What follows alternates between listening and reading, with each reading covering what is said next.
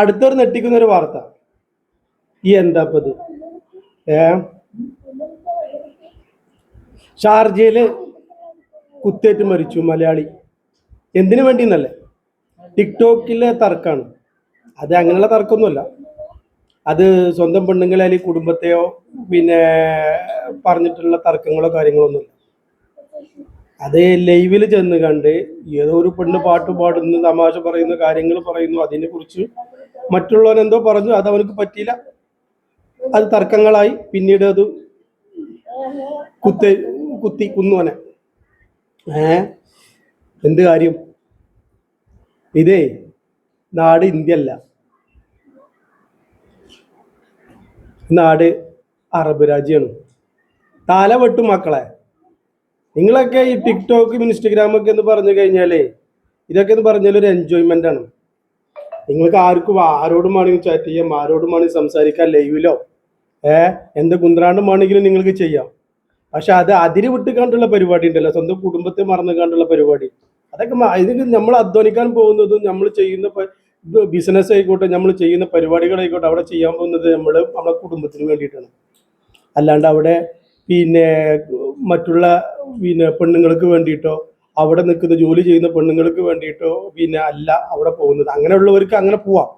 പക്ഷെ അത് കത്തിക്കുത്തേറ്റി കഴിഞ്ഞാണ്ട് ഞങ്ങളെ പോലെ മറ്റുള്ള മലയാളികൾക്ക് ഇതൊരു തടസ്സമാവരുത്.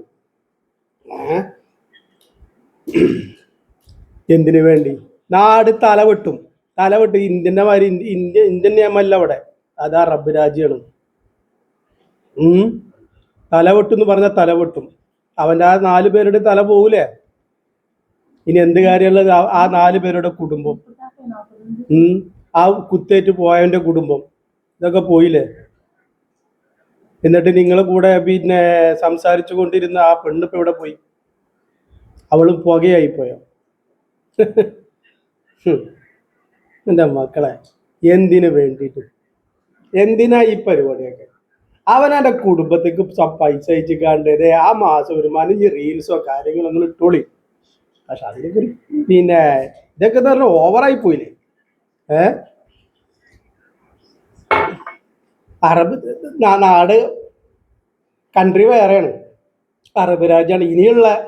ഇനിയുള്ള മറ്റുള്ളവർക്ക് വേണ്ടിയിട്ട് ഞാൻ ഈ പറഞ്ഞത്.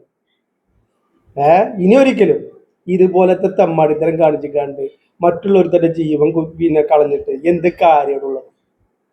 നിങ്ങൾക്കൊന്നും അവിടുന്ന് ഊരിപ്പോരാൻ പറ്റൂല.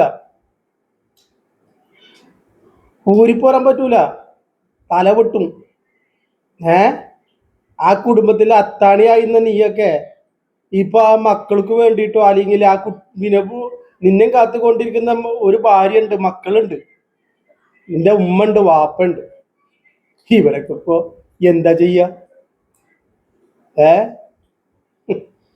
ഓരോരുത്തർ ചെയ്യുന്ന പരിപാടി.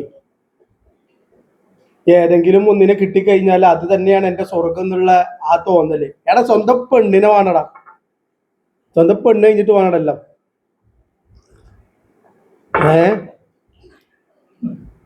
എടാ,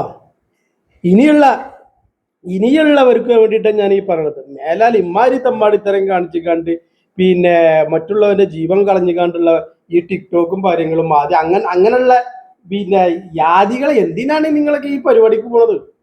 നിങ്ങൾക്ക് സ്വന്തമായിട്ട് എന്തെങ്കിലും റീൽസോ കാര്യങ്ങളോ, ഞങ്ങളെപ്പോലുള്ള പാവപ്പെട്ടവരുടെ ഒരുപാട് റീൽസ് ഞങ്ങൾ എൻജോയ്മെന്റിന് പലതും ചെയ്യുന്നുണ്ട്. പക്ഷെ എന്ന് വെച്ചിട്ട് ഞങ്ങളെ കുടുംബം പറഞ്ഞിട്ടൊന്നും ഞങ്ങൾ ചെയ്യാറില്ല കേട്ടോ.